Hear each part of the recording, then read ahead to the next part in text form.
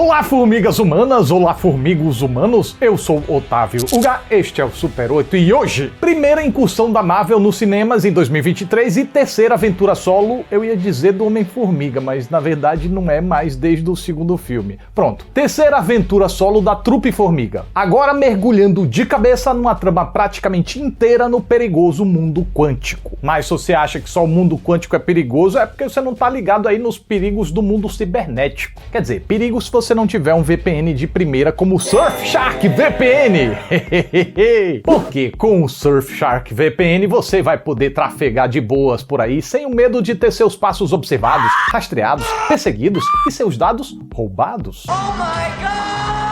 Já que o Surfshark é um aplicativo que você instala no computador, celular, tablet, que encripta a sua conexão e esconde seu endereço virtual real atrás de um temporário aleatório. É uma maravilha para você poder entrar em sites que você julga ter risco de rastreio e tal. E aí, como o VPN cria um novo IP para você, esse IP pode ser de qualquer lugar do mundo, o que é uma belezura para você conseguir acessar o catálogo de streamings e sites de outros países. Yes! Yes! Com alguns toquezinhos simples, você faz seu computador viajar para o Estados Unidos, Inglaterra, Japão, Papua Nova Guiné, você que escolhe. É ótimo para ver as coisas que chegam na gringa e demoram horrores para chegar por aqui. Ah, e para quem acessa sites que limitam a quantidade de acesso, cada vez que você se conecta ao Surfshark, ele muda o IP, então você consegue acessar várias vezes esses sites. E para quem quiser mais proteção, também pode adquirir o Surfshark One, que tem antivírus para proteger o seu computador com monitoramento constante dos seus dados pessoais e ainda manda alertas quando você estiver exposto a possíveis vazamentos de informações pessoais. Coisa de primeira linha, rapaziada. E agora, ó, sabe o que é isso? É a promoção chegando, sim, porque o Surfshark VPN é bom, mas com promoção é bem melhor. Pois com esse meu código aqui, você garante 83% de desconto, mais 3 meses extras grátis. Aproveita, porque nem sempre você vai encontrar esse precinho camarada não, tá? O link tá aqui embaixo na descrição para você conhecer e avaliar a oportunidade. E se você estiver inseguro e quiser só testar primeiro, fica sussa porque você pode experimentar o serviço por 30 dias e se não gostar, é só pedir a devolução do dinheiro. Firmeza? Maravilha! Bom, agora vamos lá saber se esse início de fase 5 da Marvel deu certo ou não. Sendo assim, bora!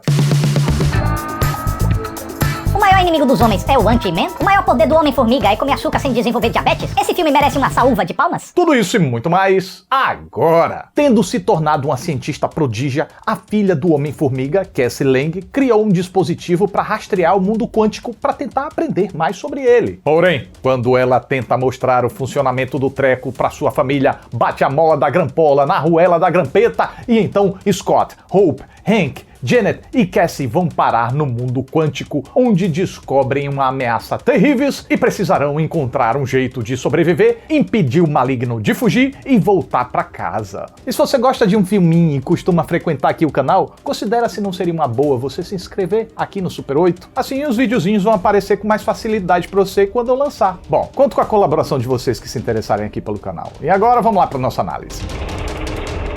Essa sinopse que eu falei agora tem maior climão de aventura familiar daquelas típicas da sessão da tarde, né? Pois eu creio ser bem esse o sentimento que Homem-Formiga e a Vespa Quantumania seja capaz de proporcionar. Pro bem ou pro mal. Pro bem porque é aquela jornadinha despretensiosa dentro de um mundo fantástico novo, acessível para toda a família, cheia de agitação disparatada sem parar, muita troca de sopapo, corre pra lá, corre pra cá, cresce, diminui, solta raio, aquela coisa que deve entusiasmar quem não for exigindo demais. Agora, a lembrança da sessão da tarde pro lado do mal é porque a gente não precisa de muito esforço para começar a perceber que o filme também não é lá grandes coisas. Calma, também não vou dizer que seja uma tragédia. Meu ponto apenas é que o filme tem mais e mais fortes características que levam ele pro lado do genérico do que pro lado do espetacular. Para começo de conversa, o universo que recebe essa trama, o mundo quântico, tinha uma oportunidade enorme de ser sensacional, ou no mínimo ímpar, mas infelizmente acaba estagnado no xoxo. Até dá para reconhecer a inspiração dos artistas de design de produção e design de criaturas na composição do conjunto visual. Porém, em muito pouco esse esforço se reflete na trama, já que as peculiaridades apresentadas não parecem intervir tanto na jornada dos heróis. Além Além de que a própria narrativa não demonstra se importar muito com as especificidades desse novo meio. A direção de Peyton Reed não consegue dar muita vida própria ao ambiente, de modo a atrelar as invencionices visuais ao desenvolvimento da história. A sensação é de que tudo só é como é,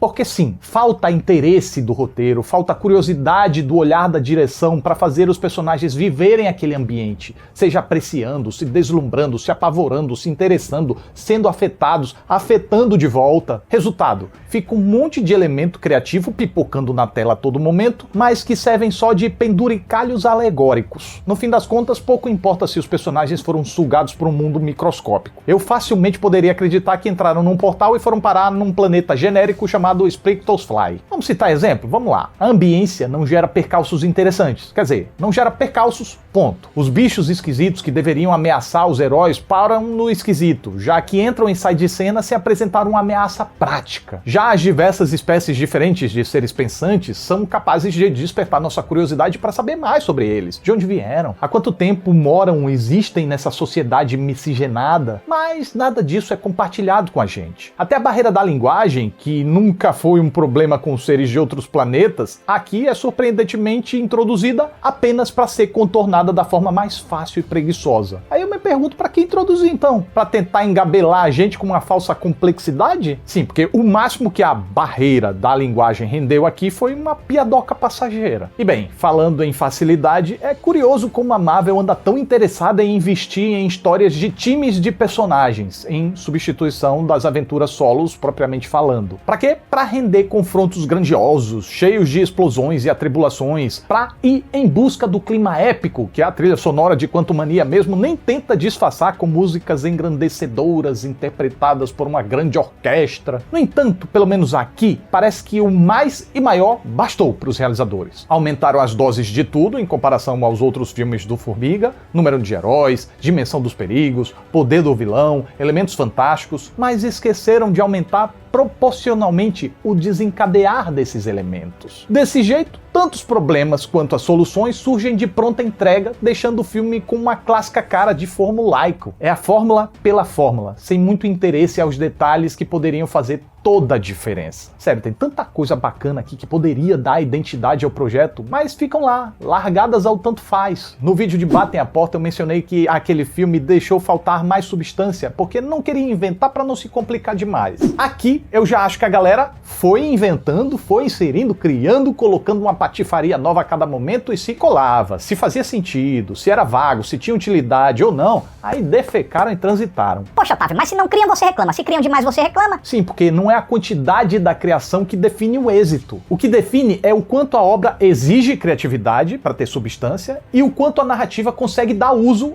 ao que é criado. Criar só por criar, para mim, é recurso para enganar a trouxa. Veja bem, é um mundo microscópico inteiro aqui, mas o povo se acha com a maior facilidade do mundo. Mocinhos são presos, mas são postos sob a guarda de capangas incapazes e conseguem se desvencilhar com muita facilidade. A quantidade de vezes que isso acontece aqui não tá no gibi. Até os sacrifícios e as limitações que a trupe Formiga tinha antes, por exemplo, o número de dispositivos para fazer objetos mudarem de tamanho era limitado, crescer demais gerava tontura. Agora, foi ignorado. Que mais? Deixa eu ver. Ainda que o roteiro encontre uma tarefa para todos os personagens importantes, a Vespa, coitada, foi abandonada pelo texto. Sim, ela tem função, mas não muito maior do que uma participação especial. Não parece que foi declarada como uma das protagonistas no título do filme. E seguindo, o vilão destrói todos os inimigos com rajadas de raios, mas na hora de lidar com os mocinhos, aí ele esquece que tem essa habilidade. Aliás, quais são as habilidades do vilão mesmo? Dá pra saber que ele é poderoso, que é imponente, mas como? Por quê? Onde? Quando? Quem? Quanto? Só importa ao filme que ele quer o que quer porque ele é mau e quer pegar os mundos tudo. Putz, mas que pota desperdício que o filme fez do talento de Jonathan Majors, viu? Que aqui até tem vislumbres do que poderia ser muito mais complexo, mas seu tempo em tela acabou sendo dominado pela necessidade do roteiro em expor uma perversidade genérica. E assim, gente, eu não sou muito de me importar tanto com furo de roteiro se um filme não tenta ser fidedigno à realidade. Meu ponto é que a atenção a detalhes como esses que eu falei ajuda ajuda a trazer mais organicidade para a cadeia de problemas e soluções. E isso, por sua vez, tende a dar mais emoção e imprevisibilidade para a narrativa. Quando pequenas coisas conseguem impactar no todo, isso faz com que a gente não saiba para onde as coisas vão, porque tudo pode acontecer. E a gente sente melhor os perigos e as curvas dramáticas. Mas quando os detalhes começam a ser desprezados e as coisas começam a se apresentar e a se resolver fácil demais, a gente tende a acompanhar menos passionalmente a tudo. No meu caso mesmo, por volta de 1h30 de duração, a minha cabeçola deu uma suave afastada,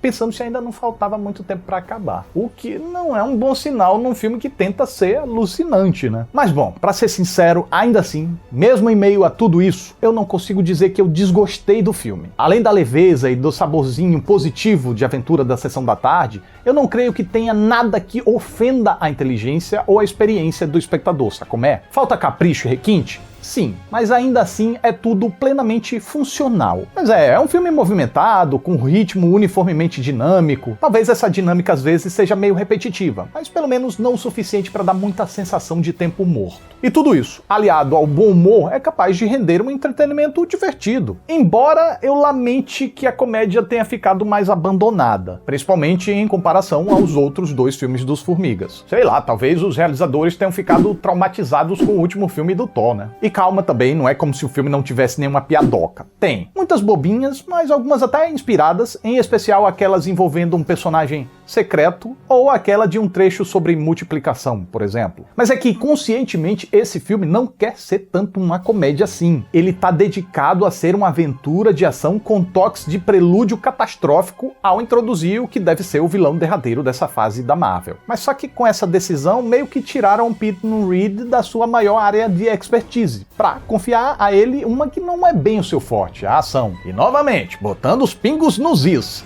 Não é nada constrangedor ou comprometedor, mas também não é nada marcante. É uma ação burocrática.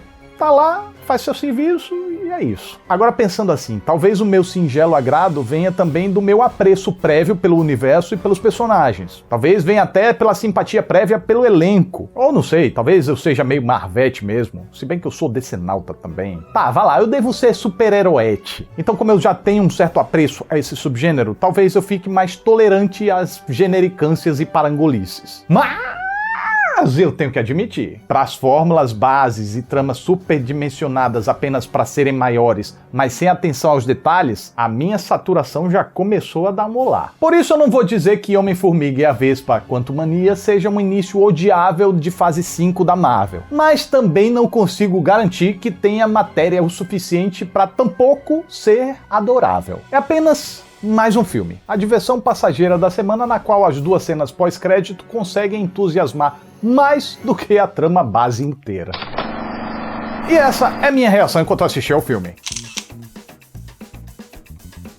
E lembrando que na descrição você tem desconto pro Surfshark VPN, para você evitar ser rastreado por aí e ter seus dados roubados, né? Porque isso ninguém quer. E 83% de desconto, mais 3 meses grátis, é bom demais, né? Aí se não tiver inscrito no canal e gostar do que vê por aqui, se inscreve.